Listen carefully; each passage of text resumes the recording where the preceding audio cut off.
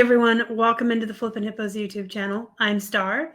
Today we're going to be doing a thrift haul, which is one of my favorite videos to do other than the plush that sold or plush hauls.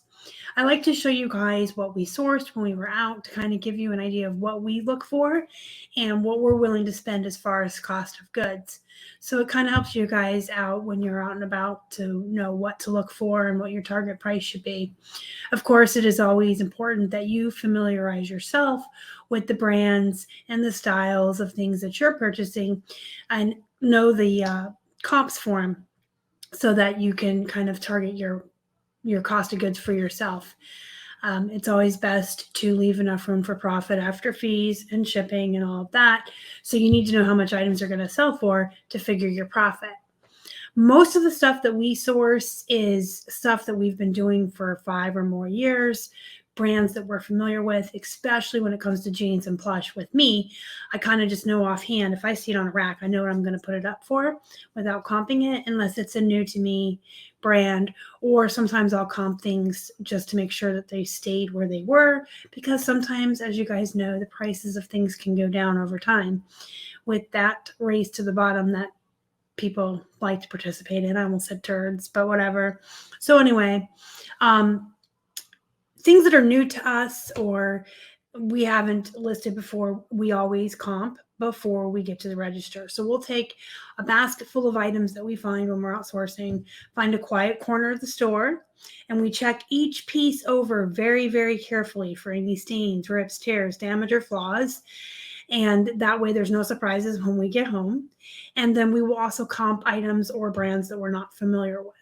It does add a little bit more time to your thrifting trip, but it saves a lot of headaches when you get home.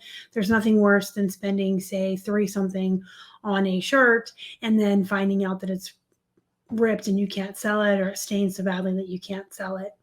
There's also if you don't comp, you can get home and find out something doesn't sell for as much as you'd hoped and you're not making as much profit.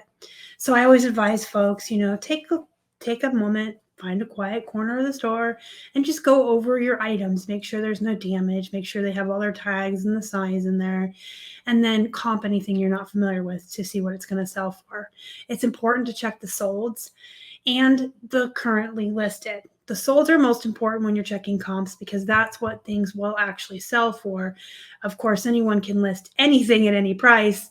So you want to make sure that you're checking out how often it sells, when was the last time it sold, does it sell regularly, or is it something that's got a bad sell-through rate, and what price it actually gets when it does sell. And then check the actual listed, because again, things can go down in value and sometimes they can go up in value depending on the current climate. Like some plush will become more popular and sell for more if a movie comes out with those characters in it.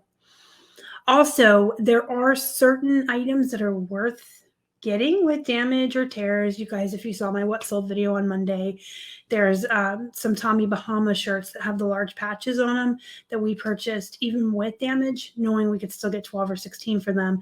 And then we got $30 and $50 for the ones that were in good condition. So kind of knowing that too, there's certain things that will still sell for enough to justify buying it with damage, but most things will put back. Things on jeans you want to check. You always want to check the crotch. Excuse that gross word. I hate that word. But the crotch is always where people get it home and find rips and tears and damage. Make sure there's no puckering on the front. Make sure the zipper works. Check the pockets. Shirts, you want to make sure it has all the buttons and tags and things like that. And then you can go to checkout and get out of Dodge. So yesterday, Keith and I went to 2 Salvation Armies. It's half off day on Wednesdays. Today is Thursday, April 7th, if I didn't tell you that. And we only got 19 items, and we spent $87.88 total. We only got 19 items because we are being a lot more choosy when it comes to the clothing that we're sourcing. We have really good sources for wholesale remotes and wholesale plush. I get a lot of lots of those in as well. And so we have enough to list to keep us busy. But 2 things. One, the environment that we're all selling in is changing. And with, current events. And two, the cost of goods and thrifting is a little more expensive here in Florida than it was for us in Pittsburgh. Longtime viewers know that we had several thrift stores back in Pittsburgh that had 99-cent days. So we weren't as choosy. We would get bread and butter items, bread and butter brands. We would do a lot of volume. We had a very, very much volume-based business. But now that we have moved, there are no more 99-cent days, and we're just not finding that good of deals. We're finding half off days. There are several thrift stores around here that have 50% off days. And there's a couple local ones we found that have really good prices to begin with, but not as good choice or not as good of quality, I guess. And what you can find there is few and far between. So we don't go to those as often. And when we do, we only come out with a couple items. And then as far as going to the places that have the half off, we have to be more selective. When I used to get everything for 99 cents, of course I could pick up all the Old Navy and American Eagle and, all these other bread and butter brands that I used to love so much and sell them for like $20 to $25, free ship, even in padded flats, and be fine. But now the price is here that we are going to have to pay on most jeans is $5. Most of the places around here start them around $8 to $10, and then you get them half off. Luckily, I've lucked out and found several that were marked, $6 or $5 to start and got them half off, but jeans are more expensive. So I'm going to be ordering more thread up denim rescue boxes, which I'll open on the channel with you guys. And then as far as shirts and stuff, we are just being more choosy. So we're coming home with less clothing, but better brands, higher end stuff, not as much volume, not as much bread and butter as we used to do as far as clothing. Again, we're getting Plush and remotes still wholesale with our connections, but as far as clothing, there's going to be a shift in our store. I mean, there's already starting to be a shift, but we have 2,000 and 2,100 maybe listings active. So there's still a lot of our older stuff in there. And we just in February going into March had listed the last of this clothing lot that we had got that was kind of meh. Of course, the cost made it worth it as far as what we paid per piece, but a lot of the items in there were bread and butter. So our store is full of that stuff, but hopefully eventually it'll start selling off and we'll have just the higher end clothes and more remotes. And of course, Plush. Plush is really hard to find here, by the way. I don't find it a lot in the thrift stores here. So I'm relying on my connections. And if you guys have any Plush you want to sell off wholesale, you can always email me at flippinhipposhelp@gmail.com, and we can talk about it and see what you have and stuff, because I'm just not finding it here. So I'm really relying on my wholesale sources. So anyway, we spent $87.88 on 19 items. That averages out to $4.60 an item, which sounds like a lot, but it's really the jeans, again, that drive that average cost of goods price up for us. We're paying like $5 per pair of jeans.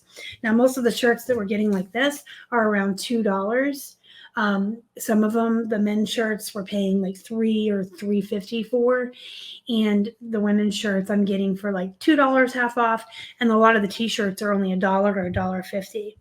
So we're not paying $4 for our shirts. We're paying $3 for the really good ones, like the Tommy Bahama ones with the patches and the fishing shirts, which I'm going to show you. But the average cost does come out to $4.60 because the jeans are $5 a piece. And you're going to see I'm not sourcing as many jeans either. I'm coming home with a couple of pairs every time we go out. All right, this is a good, solid bread and butter or, higher end bread and butter shirt for women. I got it because it was actually only marked $2.99, so I paid $1.50 for it. Definitely worth it for $1.50. It is a nicer shirt. And Cabby is a pretty good brand. Again, I am still getting some bread and butter brands if the price is right. I would not pay $3 for this, but $1.50, sure. Whoops. So then next up I have, this is Decree. Again, this is a brand I know well from doing jeans. I do pretty good with the jeans. in this brand. But this is a super cute shirt, and it was only $2. So I decided to go ahead and risk it. It's a button front crepey shirt, like the crinkle, and it has the roll tab sleeves. If you're not familiar with those, the sleeves that have the flap in that button it up, those are called roll tab sleeves.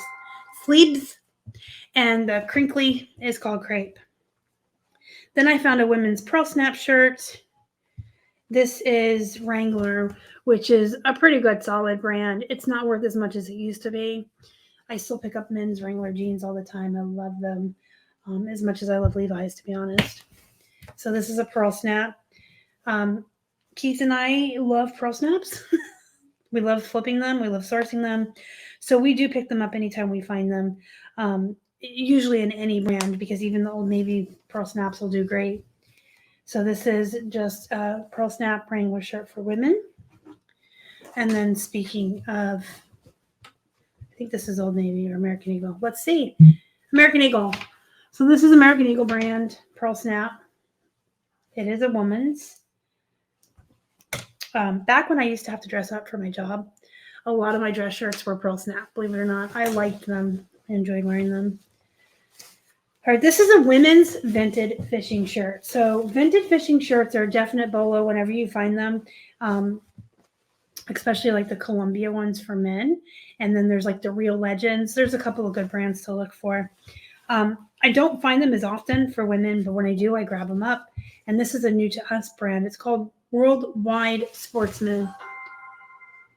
But it is a nice vented fishing shirt for women. And then I found a couple of t-shirts, one's a men's and one's a women's, that were $1.99 and then half off. So for $1. I figured I'd try this. It's a Disney Princess t-shirt. It'll probably only go for like 12 or 14 bucks. But it is a plus size. It's a 1X. So for $1, I thought I'd try it. Disney princesses are still pretty popular. And here's the men's t-shirt I found. That was $1.99. Pretty cool. Looney Tunes. And it is a 3XL. So for $1 for that big of a size, I'm going to try it. With the vintage Looney Tunes on there. And then I have one more women's shirt. 2 more. Oh, 4 more. Geez, I cannot count. Math is not my forte. All right, so this is another Wrangler. This is a really cute sleeveless pearl snap with lace on the back there. So if I have room in the title, I would put lace panel to describe that. This will be a sleeveless floral pearl snap country. Those are all good keywords for this. This is really cute. It is a size 3XL too. So that might help. Okay, and then I got Miss Me. Again, another brand that's really good for jeans, but I thought I'd try the shirt. It was another one I found that was marked $1.99 and then half off of that. So it's a really nice embellished, like a sheer baby doll top tee. So we're going to try that. And then I found a Lane Bryant, which is a good brand as far as plus size. They had a lot of Lane Bryant and Torrid, which is the other brand that's good. I have a shirt here that's Torrid as well. They had a lot of Torrid and Lane Bryant there, but they were just priced too high. They started at $6.99, and I'm not going to pay $3.50 because even though Lane Bryant and Torrid are good plus size brands for women's clothing, they don't sell for as much or they don't comp for as much as they used to. People have unfortunately just ran them into the ground with that fast nickel and that race to the bottom, which you guys know I hate. So I will only get them if they're like $2 or less anymore. And I found 2. I found this one. This is really cute. It's like a really nice blouse that has a belt. And then it has like the built-in tank top piece, which is nice. And the Torrid shirt's really nice too. It's a polka dot silky material on the top. And then it's got this black, almost canvasy filling on the bottom. It's got cap sleeves, and then it fastens with hook and eye fasteners. All right, we're going to get into the men's tops, and then we'll do jeans last. So Keith found some good stuff, though, I'm telling you. This is an example of a brand that is not that great, but we grabbed it because it's a men's pearl snap shirt. These will go pretty fast, regardless of brand, and usually for good money. Vintage fishing shirts, just talking about those. This one is Guy Harvey. That's a good brand. And it has a little embroidery of I think that's a marlin fish. If I'm wrong, you can tell me in the comments. Not that familiar with fish, but I think that's a marlin. So this is what a vintage fishing shirt looks like. They usually have, don't call this Velcro on eBay or you'll get a Vero. It's hook and loop, but they usually have those fasteners. And this one has the brand on the pocket as well. This is a size XL, good size. This is Columbia PFG. These Columbia PFGs, guys, are really good to find. This one did not have a size tag on the inside, but this is an example of one we would pick up anyway. It's clearly a Columbia PFG. It has all the tags showing that, and it's Omni Shade, which is written on here somewhere. There it is, Omni Shade. So this is just an example of one we would pick up even without the size tag. We'll just have to measure the shirt and then base the size on the measurements. Next up, we have a Panhandle Slim. This is another good brand to look for in the Western pearl snap shirts for men. We like this brand. So this is a pearl snap Panhandle Slim, and it is it's sized like a dress shirt there, 16. Then we got these fun Cuba Veras. He found quite a few of these. Sorry, that's not it. Lies. This is a Cuba Vera. So this is a good brand to look for, guys. They make men's Hawaiian shirts. Of course, the ones with the fun all over prints or the good graphics on them are going to fetch a higher price than the ones that are just solid plain colors. Size can matter too. This is just a large. If this was like an extra large or a double XL, it would fetch even more money. But it's a fun print. It's a pineapple, and it is a Cuba Vera, which is a good brand. Here's a nice plain one. So this is a double XL, and it's 100% linen. So even though this one is plain, it is a bigger size, and it's one of those materials that often fetches a higher price. Linen is a good material to look for. And these shirts are popular down here in Florida. These, I don't call them Hawaiian shirts. I call them like Guyabera shirts. You guys can look that up. Here is another t-shirt that was $1 after half off. The men's XL, just a Nickelodeon shirt. The one that's sitting in my lap is a Chef Works. So this is a really good brand that sells chef uniforms, and we have always done really well with chef pants, but especially with the shirts. So if you find these chef uniform shirts, they're definitely a bolo. This one's a size large. And we do well with those. The pants are usually like black and white checkered, if you've ever seen them. This is another Cuba Vera. This one is a small, but it's a nice shirt. I like Cuba Vera. Somebody must have donated all these Cuba Veras and they went on the shelf at the same time, because here's another one. Keith really found a bunch. He lucked out. This one's an extra large, and it's got a nice all over print. And this one is also linen, so that's nice. So the ones that look like this, we would call Hawaiian shirts. And then the ones that have, I'm saying Guyabera, and I think that's right. They were popular in the Dexter books. But they have, sorry, I can't find the top. They're like these lines down the, see those two lines? You can use that as a keyword. Okay, and then we have another fishing shirt. This is a Columbia extra large. And some of the Columbia fishing shirts will have a name here. Kind of like you guys are familiar with how jeans will have names. Certain brands name their jeans. Some of the Columbias will have a tag up here. This one's super bonehead. So if it has one of these tags with a name or something they're calling the shirt, it's a good idea to use it in the title as part of your keywords, because it may be something that someone is looking for specifically. This is also a PFG. So that's that fishing shirt.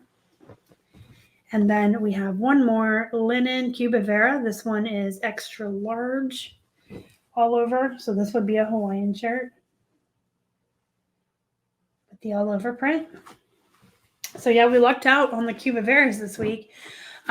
When we lived in Pittsburgh, we never, hardly ever, very rarely found one fishing shirt here and there. And the Cuba Veras were like unheard of. Of course, we're finding all of that in Florida in abundance, but it's Florida. That's what people are donating here. So I just got a couple pairs of jeans to show you, and then I will leave you guys to go back to work and be productive with your day. These are Guess jeans. These are sexy curve. So again, this is something you want to put in the title as a keyword. Guess jeans used to be one of my favorite bread and butters. I haven't really been picking up too many of them because I'm not willing to pay $5 for these, because they're going to sell. They're really light, so they're going to go first class. They're a very small size, 27. I mean, you can say they're small, and they're ripped and torn. So they are going to go first class, but I still wouldn't want to pay $5. But thankfully, these were started at like $3.99, so they were like $2. So I did grab those. And these did not cost $5 either. These are two different types of jeans that are shaping for women. And you guys have probably heard me talk about them before. The Wanna Betta Butts and Butt I Love Yous. So the wax jean makes the Butt I Love Yous, and YMI makes the Wanna Betta Butt. Both of these flip really fast. They have a really good sell-through rate. They sell almost within a week. I haven't had any sit in my store for longer than 2 to 3 weeks at most from being listed. They almost always come in junior sizes, and they are lightweight. I've never had one that had to go in a padded flat. They're always small enough sizes that they will ship first class. So they have a fast sell-through rate, which is a quick return on your investment. They ship first class, which saves you on shipping, and they are popular. And I have not had any problems moving any size. This is a 9. These are a size 1, but I still wouldn't pay $5 for these. So again, fortunately, these were some that started at $3.99. So, they were a little bit less. And then here's a pair that was $5, but that's cool because of what they are.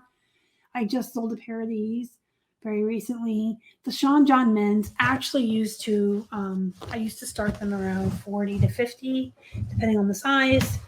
Nowadays, I start them around 30 to 40 because, again, people just can't be patient, and they have to ruin the market on brands.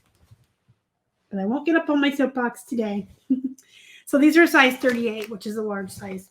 A lot of the Sean Johns I find are typically going to be size 38 or larger. A lot of them are in the 40s.